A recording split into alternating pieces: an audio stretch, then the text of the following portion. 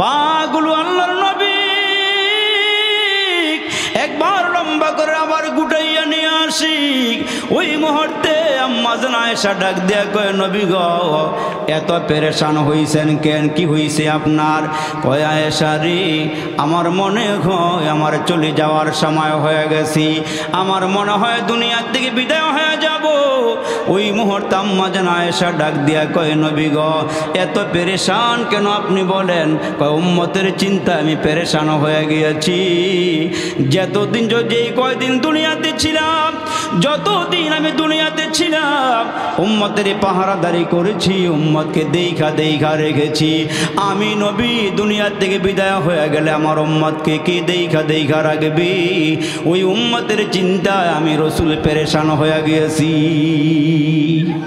উম্মতকে নবী কত ভালোবাসে, উম্মতকে নবী কত মহব্বত করে। এজন্য আল্লাহ রসুল বলেন, মান আহাব্বা সুন্নতি ফাকাদ আহাব্বানি ওয়া মান আহাব্বানি কানা মাই ফিল জান্নাহ। যারা আমার সুন্নতকে ভালোবাসবে তারা যেন আমি পয়গম্বরের ভালোবাসলো, আর যারা আমারে ভালোবাসবে তারা আমি পয়গম্বরের সঙ্গে আল্লাহর জান্নাতের মেহমান হয়ে যাবে। নবীজির সুন্নতকে ভালোবাসতে হবে। যারা দাড়ি কাটতেছেন আর দাড়ি কাইটেন না, দাড়িটা মুখে রাইখা দেন। পাঞ্জাবি গায়ে দিতে মনে চায় না, জামাটা গায়ে দিয়া পালান। সদা সর্বক্ষণ মাথার মধ্যে টুপিটা পইরা রাখেন। নবীরে কাঁদায়ও না, নবীরে কষ্ট দিও না রে বাবা। ওই নবী তোমার আমার জন্য কত পেরেশান ছিল। ওই নবী রাতে বেলা ঘুমায় না, দিনও রসুল পেরেশানি করে উম্মতের জন্য। ওই উম্মত যদি রসুলকে কষ্ট দেয় তাহলে আমার নবীর অবস্থাটা কি হবে? হাসরের কঠিন ময়দানে নবীর সামনে আমি কেমনে গিয়ে দাঁড়াবো? এজন্য নবীরে খুশি করতে হলে নবীর সুন্নতের উপরে আমল করতে হবে। আর যারা রসুলের সুন্নতকে ভালোবাসবে প্রকারান্তে তারা যেন আমার আল্লাহর পয়গম্বরই ভালোবাসলো, তারা যেন আমার নবীরই ভালোবাসলো। এজন্য মুসলমান ভাইরা রে, রসুল বলেন, লা ইউমিনু আহাদুকুম হাত্তা আকুনা হাব্বা ইলাইহি মিন ওয়ালিদিহি ওয়া ওয়ালাদিহি ওয়ান নাসি আজমাইন। হে আমার উম্মতেরা শোনো, তোমরা নিজের জানের চেয়ে আমারে বেশি ভালোবাসবি। ভালো করে খেয়াল করেন, রসুল বলেন তোমরা নিজের জানের চেয়ে আমারে বেশি ভালোবাসবা, তোমার স্ত্রীর থেকে আমারে বেশি ভালোবাসবা, তোমার আব্বা আম্মার থেকে আমারে বেশি ভালোবাসবা, তোমার সন্তান সন্ততির থেকে আমারে বেশি ভালোবাসবা, তোমার বাড়িঘর থেকে আমারে বেশি ভালোবাসবা। এক কথায় সব কিছুর চেয়ে বেশি যারে ভালোবাসতে হবে তিনার নাম হলো মুহাম্মাদুর রাসূলুল্লাহ সাল্লাল্লাহু আলাইহি ওয়াসাল্লাম।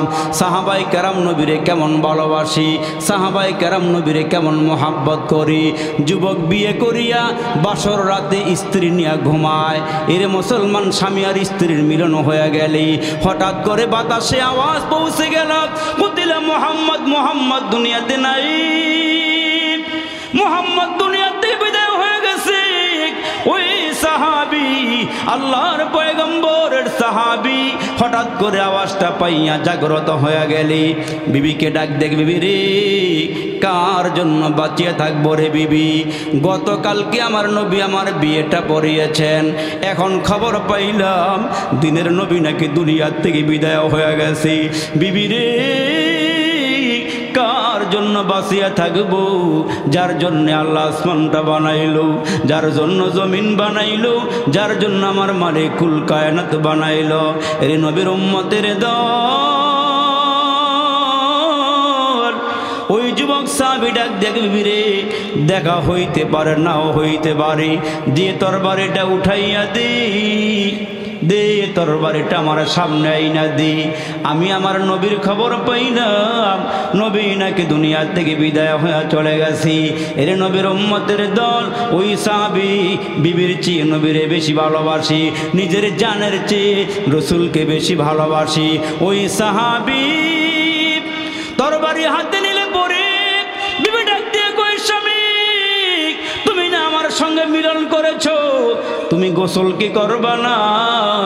তুমি কেন গোসল করবা না? তাড়াতাড়ি গোসলখানায় ঢুকো। কয় না না না, এখন গোসল করব না, যে নবী শহীদ হয়ে গেছি ওই নবী দুনিয়াতে বাইসা নাই, কার জন্য গোসল করব? জোরে জোরে কন্যা সুবহানাল্লাহ। ওই সাহাবী পাগল পরা হয়ে গেল। এর মুসলমান ওই সাহাবী পাগল পারা হয়ে গেল, নবী বাইসা নাই, আমারও বাসার দরকার নাই, আমার বাড়ি ঘরের দরকার নাই, আমার আব্বা আম্মারও দরকার নাই, আমার বিবিরও দরকার নাই, ঘরেরও দরকার নাই, শান শৌকতের দরকার নাই, সম্পদেরও দরকার নাই। দরকার হলো নবী মুহাম্মদুর রাসূলুল্লাহ সাল্লাল্লাহু আলাইহি ওয়াসাল্লাম। ওই যুবক, টকবগে যুবক, মাত্র বিয়ে করেছেন, একদিন হয়ে গেল। গতকালকে নবীজি যার বিয়ে পড়াইলেন, খেজুর বিতরণ করলেন, মিষ্টি বিতরণ করলেন, ওই সাহাবী তরবারিটা নিয়া উহুদের ময়দানের দিকে পাগলের মতন দৌড়াইতেছেন। দৌড়াইতে দৌড়াইতে দৌড়াইতে দৌড়াইতে উহুদের ময়দানে গিয়া খবর পাইছেন আল্লাহর নবী শহীদ হয়ে গেছেন। কাফেররা এখনো মাঠ ছাড়ে নাই, কাফেররা এখনো পলায়ন করে নাই, কাফেররা এখনো যায় নাই। ওই সাহাবী বীর বিক্রমে তরবারে হাতে লইয়া কাফেরদের সাথে যুদ্ধ শুরু করিয়া দিলি। ইতিহাস তো আমরা জানি, আলেম ওলামার বয়ান শুনেছেন, ইমাম সাহেব হুজুরেরা জুমার দিনে বয়ান করেছেন, খতিব সাহেবেরা জুমার দিনে বয়ান করে আপনাদেরকে শোনাইলেন। ওই সাহাবী বলেন, আমি দেখলাম কাফেররা এখনো যায় নাই, নবীর দুশ্মনেরা এখনো যায় নাই। ওই সাহাবীটা বীর বিক্রমে কাফেরদের সঙ্গে যুদ্ধ চালানো শুরু করিয়ে দিলেন। যুদ্ধ করতে করতে করতে করতে জানের মায়া করে নাই, যুদ্ধ করতে করতে এক পর্যায়ে ওই টকবগে যুবকটা উহুদের ময়দানে শহীদ হয়ে গেছেন। নবীর পক্ষে জিহাদ করিয়া দুনিয়ার থেকে বিদায় হয়ে গেলেন, আল্লাহর রাস্তায় বের হয়ে দুনিয়ার থেকে বিদায় হয়ে গেলেন। এরা নবীর উম্মতের দল আল্লাহর রাস্তায় ছুটে আসলেন, পয়গম্বরের জান মালের হেফাজত করার জন্য সাহাবী ছুটে আসলেন। যুদ্ধের ময়দানে সাহাবী শহীদ হয়ে গেলেন। যখন মুসলমান যুদ্ধটা থেমে গেল, রসুল আরবি সরকার দু আলম নবীর দান্দান মুবারক ওই যুদ্ধের ময়দানে শহীদ হয়ে গেল। নবীজির কপাল মুবারকের ভিতরে লোহার হেলমেটটা ভেঙ্গে ভিতরে মুসলমান ভাইরা বর্ম ঢুকে গেল। নবীজির আল্লাহু আকবার কপাল মুবারক থেকে রক্ত গড়ায়া গড়ায়া পড়ি, নবীজির মুখের ভিতর থেকে রক্তগুলো গড়ায়া গড়ায়া পড়ি। একজন সাহাবী দৌড়াইয়া আসছে, আয়েশা নবীজির রক্তগুলো মুছবেন, কিন্তু ওই সাহাবী মুসলমান বাবা জিব্বা দিয়া চাটিয়া চাটিয়া নবীজির রক্তগুলো পান করতেছেন। আমার নবী ডাক দিয়া কয়, সাহাবী কি করো? কয়, আল্লাহর নবী গো, রক্তগুলো বের হয়ে গেছে, ও গো নবীজি আমি রক্তগুলো পান করে ফেললাম। রসুল ডাক দিয়া কয়, সাহাবী রে, তুমি আমার রক্ত পান করো নাই, তোমার জন্য জাহান্নামের আগুনকে হারাম করে নিল। আল্লাহু আকবার। সাহাবীর আমার নবীরে কেমন ভালোবাসি। আজকের দিনে আমার মুসলমান দেখা যায় নবীরে গালিগুলোজ করে, আব্বা আম্মারে গালি দিলে মন খারাপ হয়, নেতারে গালি দিলে মন খারাপ হয়, কিন্তু পয়গম্বরের গালি দিলে আমার মন খারাপ হয় না। তুমি আর আমি কেমন মুসলমান হইলাম, তুমি আর আমি কেমন নবীর উম্মত হইলাম। যে কুলাঙ্গার আমার নবীরে গালিগুলোজ করবে, যে কুলাঙ্গার আমার নবীরে মুসলমান ভাইরা কটু কটু কথা বলবি, ওই বেঈমানটাকে দুনিয়ার থেকে বিদায় করিয়া দিয়া জবাই করা হইল ওই দুনিয়ার থেকে। এই কাফেরটারে বিদায় করার জন্য কারা কারা তৈয়ার? নারায়ে তাকবীর, নারায়ে তাকবীর। আলহামদুলিল্লাহ, হাত নামান। আমার নবীরে আমরা আমাদের জানের চেয়ে বেশি ভালোবাসি, আমরা আমার নবীরে মহব্বত করি, আমরা আমার নবীরে ভালোবাসি। জোরে বলেন ঠিক না বেঠি?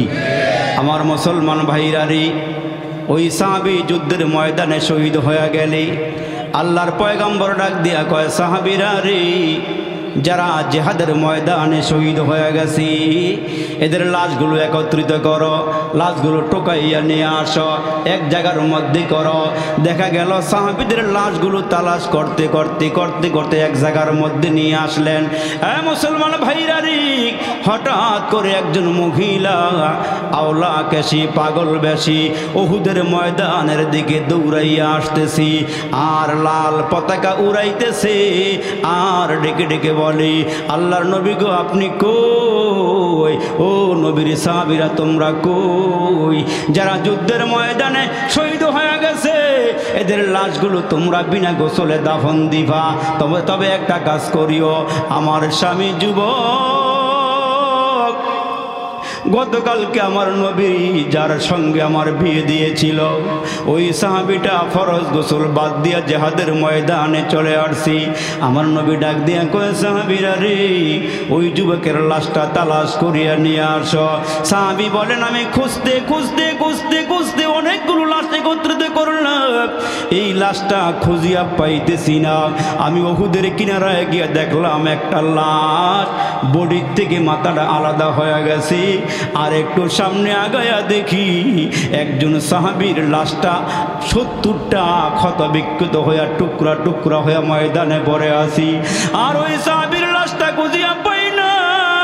আমার নবী ডাক দিয়া কই, সাহাবীরা রে, যে যুবক সাহাবীর বিয়ে পড়িয়েছিলাম আমি গতকালকে, এই সাহাবী নাকি যুদ্ধের ময়দানে চলে আসছে, সে নাকি ফরজ গোসল করে নাই। তাড়াতাড়ি করে তার লাশটা আমার সামনে নিয়ে আসো, তারে গোসল দাও, তারপরে তাকে দাফন করো, তারপরে তারে কাফন পরাও, নামাজ পড়াও, দাফন করো। ওই মুহূর্তে আমার নবীর সাহাবী বলেন, লাশটা তালাশ করতেছি। ইন্দিমে টাইমে জিবরাইল আমিন নবীর কাছে আইসা কয়, নবী গো, যে সাহাবীটা আপনার এত ভালোবাসি, ওগো নবীজি, যে সাহাবীটা আপনার মোহাব্বতে পড়িয়া ফরজ গোসলের কথা বলে গেছি, ওগো নবীজি, আমার আল্লাহ আমারে পাঠাইছে, তার লাশটা দুনিয়াতে নাই, তার লাশটা আল্লাহ জান্নাতে নিয়ে গেছেন, জান্নাতের পানি দিয়া গোসল দিয়ে আমার আল্লাহ লাশটা জমিনে পাঠাইতেছি। সাহাবায়ে কেরাম বলেন, আমরা সামনে আগাইলাম, হঠাৎ করে তাকায়া দেখি উপরের দিক থেকে লাশটা গোসল করা অবস্থায় দাড়িগুলো বেয়ে বেয়ে ঝর্ণার মতন পানিগুলো পড়তেছি, আর ওই লাশটা উপরের থেকে নিচের দিকে নামতেছি। আমার নবী ডাক দিয়া কয়, সাহাবীরা রে, এই লাশের গোসল দুনিয়ার পানি দিয়া দিও না, যুবককে আমার আল্লাহ জান্নাতের পানি দিয়া গোসল দিয়া লাশটা আমার সামনে আমার মালিক আল্লাহ পাঠাইয়া দিয়েছি। এই জন্য আমার নবী কয়, তোমরা আমাকে তোমার জানের চেয়ে আমারে বেশি ভালোবাসবা। যেমন আপনার আমার নবী হিজরত করে যখন মদিনা শরীফে গিয়েছিলেন, এই মুসলমান নবীর উম্মতের দল হযরতে তালহা বিন বরা রাদিয়াল্লাহু তাআলা আনহু, ওনার বয়স বেশি হয় নাই, 12 থেকে 13 বছরের কিশোর সাহাবী। আমার নবীরে বড় ভালোবাসি, নবীরে বেশি মোহাব্বত করি, বয়স কিন্তু বেশি হয় নাই, 12 থেকে 13 বছর তার বয়স। তার বাড়ি হইল কোবা এলাকায়। মদিনার থেকে মুসলমান ভাইরা 5 কিলোমিটার দূরে একটা জায়গা, যেই জায়গার নাম হলো কোবা এলাকা। ওই কোবা এলাকায় তালহা বিন বরার বাড়ি। কিন্তু আমার নবীরে বেশি মোহাব্বত করি, নবীরে ভালোবাসি। ওই তালহা বিন বরা মাঝে মাঝে আল্লাহর নবীর কাছে আসি, ছোট মানুষ, নবীরে 2 হাত দিয়া জড়াইয়া ধইরা ধইরা নবীর গালে চুমা খায়, আর নবীর কপাল মুবারকের মধ্যে চুমা খায়, আর বলে, নবী গো, আমি আপনাকে বেশি ভালোবাসি, আমি আপনারে ভালোবাসি রাসূল। আমার নবী ডাক দিয়ে কয়, তালহা রে, তুমি আমারে ভালোবাসো, আমিও তোমারে ভালোবাসি, তুমি আমারে ভালোবাসো, আমিও তোমারে ভালোবাসি। 2 দিকের ভালোবাসা জমে গেছে। মাঝে মাঝে তালহা নবীর দরবারে আসি। আমার নবী একদিন ডাক দিয়ে কয়, তালহা রে, তুমি কি তোমার আব্বা আম্মার থেকে আমারে বেশি ভালোবাসোনি? হ্যাঁ নবীজি, আমি আমার আব্বা আম্মার থেকেও আপনারে বেশি ভালোবাসি। রসুল কয়েকটু পরীক্ষা করিয়া দেখি। আমার পেয়ারা নবী খাপের ভিতর থেকে তরবারিটা বের করে দিয়া হযরতে তালহা বিন বরার হাতে দিয়া কয়, তালহা রে, এই নিয়ে তরবারিটা, তুই যদি আমারে ভালোবাসস, তোর আব্বা আম্মার থেকে কি আমারে বেশি ভালোবাসস কিনা বল। তালহা বিন বরা কয়, নবী গো, আমি আমার আব্বা আম্মার থেকে আপনারে বেশি ভালোবাসি। রসুল ডাক দিয়া বলেন, তালহা রে, এই নিয়ে আমার তরবারিটা নিয়ে যা, বাড়িতে যা, তোর আব্বা আম্মার মাথাটা কাইটা যদি আমার নিকটে আনতে পারো, তাহলে আমি বিশ্বাস করব তুই তোর আব্বা আম্মার থেকে আমি পয়গম্বর বেশি ভালোবাসস। রসুল পরীক্ষা করতেছেন। তো ওই মুহূর্তে তালহা বিন বরা রাদিয়াল্লাহু তাআলা আনহু নবীজির তরবারিটা হাতে নিয়ে মারছে দৌড়। সুবহানাল্লাহ। আব্বা আম্মার মাথা কাটার লেগে দৌড় দিছে। কিছু দূর যাওয়ার পরে আমার নবী কয়ে, দাঁড়াও, এরে তালহা, আমার বুঝে এসে গেছে আমার বুঝ হয়ে গেছে তুমি তোমার আব্বা আম্মার থেকে আমি নবীর বেশি ভালোবাসো, তুমি তোমার আব্বা আম্মার থেকে আমার বেশি ভালোবাসো, বুঝ হয়ে গেছে। আসো, আর যাওয়া লাগবে না, তুমি পরীক্ষায় কামিয়াব হয়ে গেছে, আসো, চলে আসো। তো হযরতে তলহা বিন বরাকে আমার নবী ভালোবাসেন, তলহাও আমার নবীরে ভালোবাসেন। দীর্ঘদিন হয়ে গেল তলহা আমার নবীর দরবারে আসে না। নবীজি ডাক দিয়ে কয়, সাহাবীরারি, যেই তলহারে আমি এত ভালোবাসি, যেই তলহা আমাকেও বেশি ভালোবাসি, এই তলহারে আমি কেন দেখি না, সে কেন আমার দরবারে আসে না? সাহাবীরা ডাক দিয়া কয়, নবীজি গো, খবর কি পান নাই তলহা না অসুস্থ হয়ে আছে, বিছানায় পড়ে গিয়েছে গো নবী, সে হাঁটতে পারে না, চলতে পারে না, সে হাঁটতে পারে না, চলতে পারে না, কিন্তু শুয়া শুয়া কাঁদে আর বলে, আব্বা অনেক দিন হয়ে গেল আমার নবীর চেহারাটা আমি দেখি না, নবীর চেহারাটা আমার আল্লাহ এত সুন্দর করে বানাইছেন। সাহাবীরা বলেন, ক্ষুধার্ত হয়ে গেলে মাঝে মাঝে নবী মুহাম্মদের চেহারাটা দেখলে ক্ষুধা নিবারণ হয়ে যায়। এই জন্য মাঝে মাঝে ফাতেমার ঘরে, নবীজির মেয়ে ফাতেমা, হযরতে ফাতেমার ঘরে খানা না থাকলে হাসান হোসাইন যদি বারবার বলে, মা খাবার দাও, মা গো পেটে খানা নাই, ক্ষুধা লাগছে, খাবার দাও, তো ফাতেমা ডাক দিয়া কয়, হাসান হোসাইনেরই ঘরে খানা নেই, মা খানা কোথায় থেকে দিবে?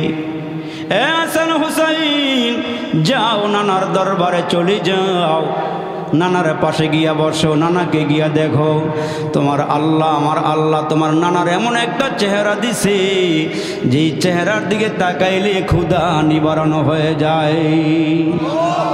হযরতে হাসান হুসাইন বলেন, একদিন রাতের বেলা নানারে দেখতে গেলাম, নানাকে দেখার জন্য গেলাম, নানার ঘরের থেকে আমরা এখন বের হয়ে চলে আসবো, নিজের ঘরে আসবো, বাড়িতে আসবো, বাহিরে দেখলাম অন্ধকার, কোনো আলো নাই।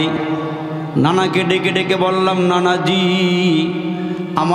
আমাদের কাছে তো কোনো আলো নেই, এখন কেমনে যাব, অন্ধকার পথ, একটু আলো দেন, লাইট দেন, আলোর ব্যবস্থা করে দেন।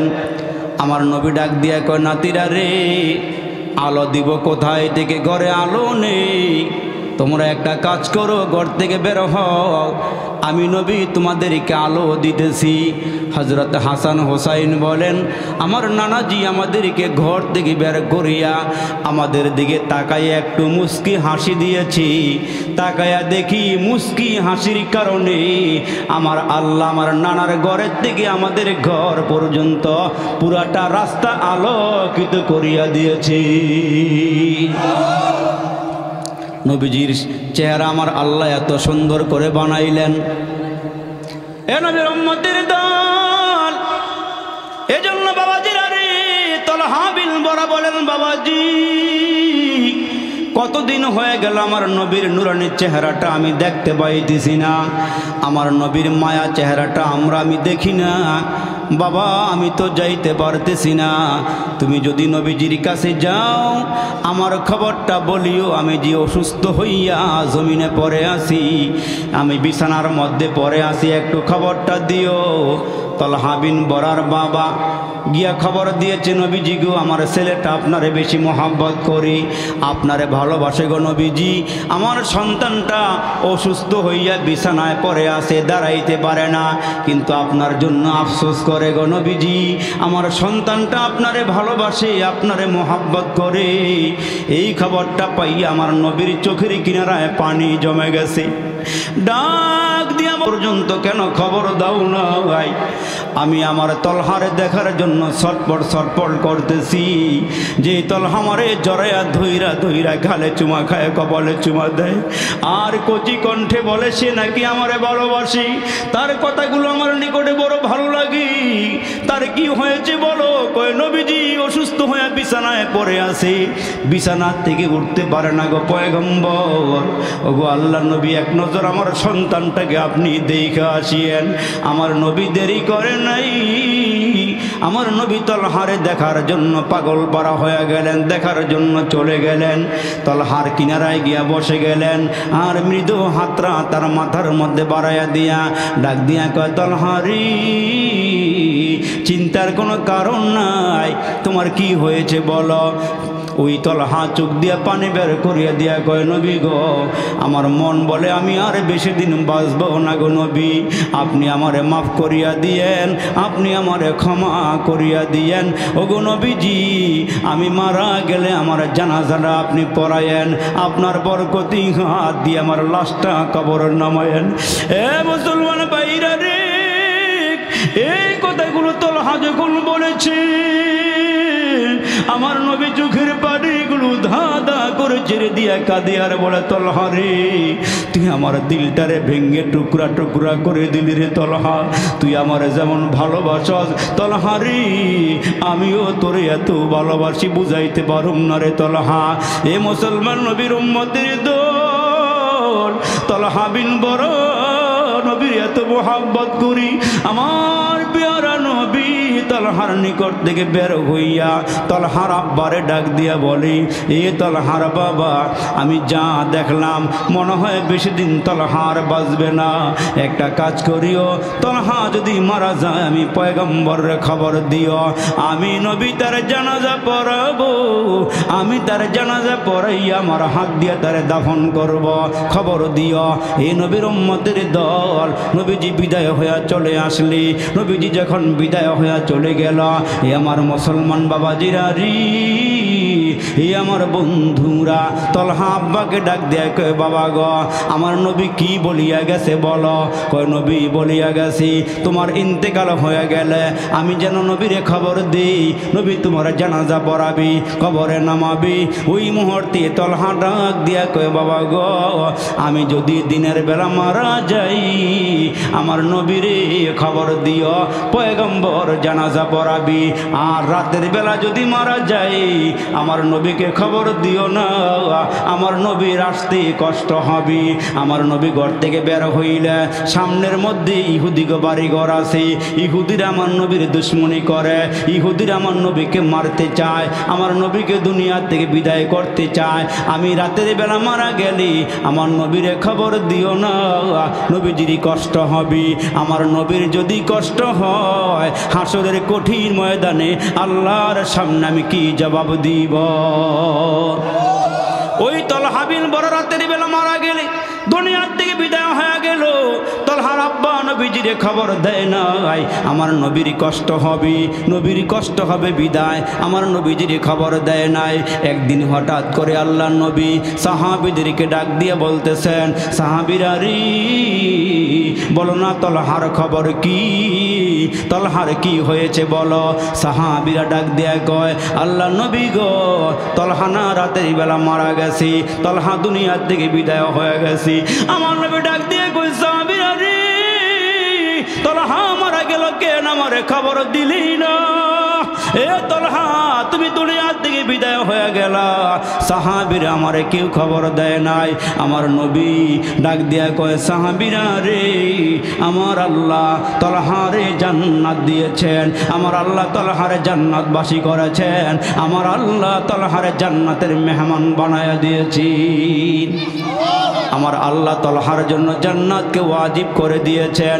তলহা আমারে ভালোবাসি, আমিও তলহারে ভালোবাসি, এই জন্য নিজের জানের চেয়ে নবীরে বেশি ভালোবাসতে হবে, নিজের স্ত্রীর চেয়ে নবীরে বেশি ভালোবাসতে হবে। কারা কারা তৈয়ার আছেন দুহাত উঁচু করে আল্লাহরে দেখাইয়া দেন।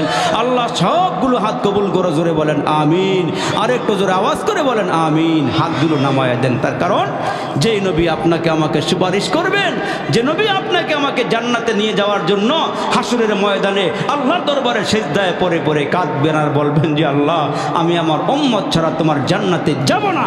আল্লাহ আমার উম্মতগুলোকে সঙ্গে নিয়ে তুমি একটু জান্নাতের মধ্যে আল্লাহ নিয়ে যাওয়ার ব্যবস্থা করে দিও। এই জন্য নবীকে ভালোবাসতে হবে, নবীর আদর্শ মানতে হবে, নবীর যদি সুন্নতের উপরে আমল করতে হবে। প্রত্যেকটা ভাই নবীর সুন্নতকে জিন্দা করব। সবাই তৈয়ার আছে ইনশাআল্লাহ? নবীর সুন্নতকে আমরা জিন্দা করবো ইনশাআল্লাহ। নিজের মধ্যে সুন্নত জারি করব, ঘরের মধ্যে সুন্নত জারি করে দেবো ইনশাআল্লাহ। দেখবেন যে এলাকার মধ্যে সুন্নত জারি হয় ওই এলাকার মধ্যে বেদাত থাকে না, আর যে এলাকার মধ্যে বেদাত থাকে ওই এলাকার সুন্নত থাকে না। এই জন্য ঘরে ঘরে সুন্নত জারি করে দেন, ঘরে ঘরে সুন্নত চালু করে দেন, একটা করে সুন্নতের উপরে আমল করেন, দেখবেন আল্লাহ তাআলা ঘরে বাহিরে সব জায়গার মধ্যে বরকত দান করবে। এই জন্য আমরা মনে করতেছি আমরা নামাজ পড়ি আর না পড়ি, আল্লাহর ডাকি আর না ডাকি, আমাদের ঈমান মনে হয় মজবুত হয়ে গেছে, আমার জীবন মনে হয় সফল হয়ে গেছে। আসলে জীবন সফল হইতে গেলে আল্লাহ পাকের সম্পূর্ণ হুকুমগুলো পুঙ্খানু মানতে হবে, তাহলেই জীবন সফল হবে। ইসলামের ভিতরে পরিপূর্ণ প্রবেশ করতে হবে, তাহলে আমার জীবন সফল হবে, আর না হয় আমার জীবন সফল হবে না।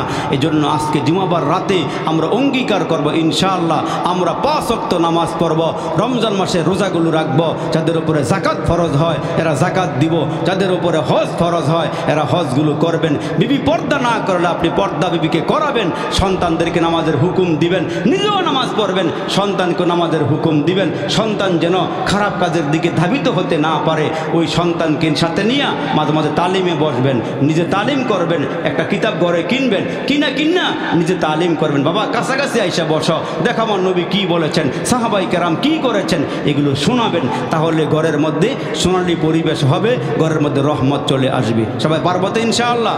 সবাই পারবো তো ইনশাআল্লাহ? আল্লাহ সবগুলো বাইরে বাবারে কবুল করুক, বলেন আমিন। আপনারা দেখেছি অনেক টাকা পয়সা দিছে, আমিন। والصلاة والسلام على سيد الأنبياء والمرسلين وعلى آله وأصحابه أجمعين। ফেলিয়ে না দিও রে মালিক, ফেলিয়ে না দিও, গুনাহ যত করেছি আমরা ক্ষমা তুমি করিও। বান্দা সে বন্দিগি না শেষ করেছি জিন্দিগি, পরকালের বিচার দিনে এ পাপীদের উপায় কি? বেগুনা পাঠাইছো রে মালিক, গুনাহ নিয়া যাব, কবরে হাসরে তোমায় কেমনে মুখ দেখাবো। ইয়া আল্লাহ বেগুনা পাঠাইছিলাম, মাসুম হয়ে দুনিয়াতে আসছিলাম, কত গুনাহ করে ফেলেছি রে মাবুদ। ইয়া আল্লাহ জানা গুনাহ অজানা গুনাহ, প্রকাশ্যে গুনাহ, ইয়া আল্লাহ গোপনে গুনাহ, আলো অন্ধকারে গুনাহ, যত গুনাহ করেছি রে মাবুদ। ইয়া আল্লাহ জুমাবার রাতে তোমার কতগুলো আশিকিন জাকিরিন পাগল প্রেমিক বান্দা বান্দিনী আলেম ওলামাদেরকে সাথে নিয়ে রে মালিক, হাজী সাহেবদেরকে নিয়ে এলাকার পাকা পাকা দাড়িওয়ালা মুরব্বীরা, কলিজার টুকরা যুবকরা রে মালিক, সবাই মিলে তোমার দরবারে হাতগুলো বাড়াইয়া দিলাম। আল্লাহ ক্ষমা চাইতেছি, জিন্দেগির সব গুনাহগুলো ক্ষমা করিয়া দাও। ইয়া আল্লাহ জানি না কার জন্য জানি আজকের মুনাজাতরা জীবনের শেষ মুনাজাত হয়ে যায়, জানা নাই কোন দোকানে আমাদের জন্য 3টা কাফনের কাপড় রেডি হয়ে গেছি। ইয়া আল্লাহ মা বোনদের জন্য 5টা কাফনের কাপড় রেডি হয়ে গেছি। এ মালিক আল্লাহ ওই কবরের মেসেজটা আসার আগে আগে রে মালিক আমাদের জিন্দেগির সব গুনাহগুলো তুমি ক্ষমা করিয়া দাও। ইয়া আল্লাহ জানি না মাহফিলের ময়দান ত্যাগ করে ঘরে ফিরতে পারবো কিনা রে মাবুদ। ইয়া আল্লাহ জানি না কার জন্য জানি আজকের মুনাজাত, আজকের মাহফিলটা জীবনের শেষ মাহফিল হয়ে যায়। ইয়া আল্লাহ ওই দিন আসার আগে আগে জিন্দেগির সব গুনাহগুলো ক্ষমা করিয়া দাও। এরে মালিক যারা হাতগুলো বাড়ায়া ধরছে রে মাবুদ, জানি না কার জানি মা নাই, কার জানি বাবা নাই, কে জানি মা হারাইছি, কে জানি বাবা হারাইছি, কার বংশধর থেকে দাদা হারাইছি, দাদি হারাইছি, নানা নাই, নানি নাই, শ্বশুর নাই, শাশুড়ি নাই, ভাই নাই, বন্ধু নাই, বিবি নাই, কে কি হারাইছে জানা নাই। আল্লাহ মেহেরবানি করে যারা কবর শুয়া রইছি, হে মাবুদ আল্লাহ এদের জিন্দেগির সব গুনাহগুলো ক্ষমা করিয়া দাও, কবরগুলো মৌলা জান্নাতের বাগান বানায়া দাও। এরে মালিক, জানি না কার আব্বা আম্মার কবরে জাহান্নামের আগুন দাও দাও করিয়া জ্বলে। রে মালিক, জানা নাই কার কবরে বিষাক্ত সাপগুলো ছবল মারিয়া আছে, জানা নাই রে মালিক কার কবরের মধ্যে বিচ্ছুগুলো কামড়াইতেছে। রে আল্লাহ, ইয়া আল্লাহ, জুমাবার রাত, ইয়া আল্লাহ মেহরবানি করে আমাদের দোয়াগুলো কবুল করে নাও। ইয়া আল্লাহ, কবরের ব্যক্তিদেরকে ক্ষমা করিয়া দাও, কবরগুলো জান্নাতের বাগান বানাইয়া দাও। ইয়া আল্লাহ, ভাই সাদেক ভাই, ইয়া আল্লাহ বরবাদ যোগাযোগ রক্ষা করেছে, ইয়া আল্লাহ এ পর্যন্ত আসার পিছনে অনেক মেহনত করেছে রে মাবুদ। ইয়া আল্লাহ রব্বে করিম, তার এবং তার সহযোগী যারা এই মাহফিলটা টাকা দিয়া পয়সা দিয়া জানে মালে সহযোগিতা করেছে, জান্নাতের বাগানটা সাজাইছে রে মালিক, এদেরকে তুমি মাফ করিয়া দাও। ইয়া আল্লাহ দিনের জন্য কবুল আর মঞ্জুর করে নাও। ইয়া আল্লাহ প্রতি বছর এখানে একটা জান্নাতের বাগান মিলাইতে পারে সেই তৌফিক দিয়ে দাও। ইয়া আল্লাহ এখানে যারা বসে রয়েছে সবাই নামাজি বানাইয়া দাও, মা বোনদেরকে নামাজি বানাইয়া দাও, যাদের স্বামী আছে স্বামীর খেদমত করার সুযোগ দিও। আল্লাহ যারা পর্দা করে না, পর্দা করে চলাফেরা করার তৌফিক দান করিও। ইয়া আল্লাহ এলাকার ঘরে ঘরে শান্তি রহমত পৌঁছায় দাও। ইয়া আল্লাহ যারা মাহফিলটাতে হাজিরা দিয়েছে সবাইকে কবুল করে নাও। ইয়া আল্লাহ আসমানি জিসমানি জমিনি হাওয়াই হর কিসমের বালা মুসিবত থেকে আমাদেরকে হেফাজত করো রে আল্লাহ। রব্বে করিম, মুরব্বীদেরকে হযরতে আবু বকর সিদ্দিকের মতো বানায়া দাও, যুবকদেরকে হযরতে খালিদ বিন ওয়ালিদের মতো বানায়া দাও। ইয়া আল্লাহ উলামায়ে কেরামরা বসে রইছে রে মাবুদ। ইয়া আল্লাহ রব্বে করিম, বুজুর্গদের হাতের সাথে আমি গুনাহগার হাত বাড়াইছি। ইয়া আল্লাহ ময়দান থেকে যারে পছন্দ হয় তার মুনাজাত কবুল করে, আমরা গুনাহগারদের মুনাজাত তোমার দরবারে তুমি কবুল করে নাও। মুহাব্বতে ওয়াজ শুনলো যারা এই মাহফিলে আসিয়া, আল্লাহ তাদের মরণ কইর কাবা ঘরে নিয়া, আল্লাহ তাদের মরণ কইর রওজা পাকে নিয়া। মুহাম্মদ মুস্তাফা নবী হাবিব তোমার মোদের দোয়া কবুল করো আল্লাহ উসিলা তাহার। রব্বির হামহুমা কামা রব্বায়ানি সগীরা, রব্বির হামহুমা কামা রব্বায়ানি সগীরা। আল্লাহ যারা দান করেছে, মায়েরা বাবারা যারা যেখান থেকে দান করেছে, আল্লাহ সকলের দানগুলো তুমি কবুল আর মঞ্জুর করে নিও। হাসরের কঠিন দিনে তুমি নাজাতের ওসিলা বানায়া দিও। সুবহান রাব্বিকা রব্বিল ইজ্জাতি আম্মা ইয়াসিফুন ওয়া সালামুন আলাল মুরসালিন। আমিন।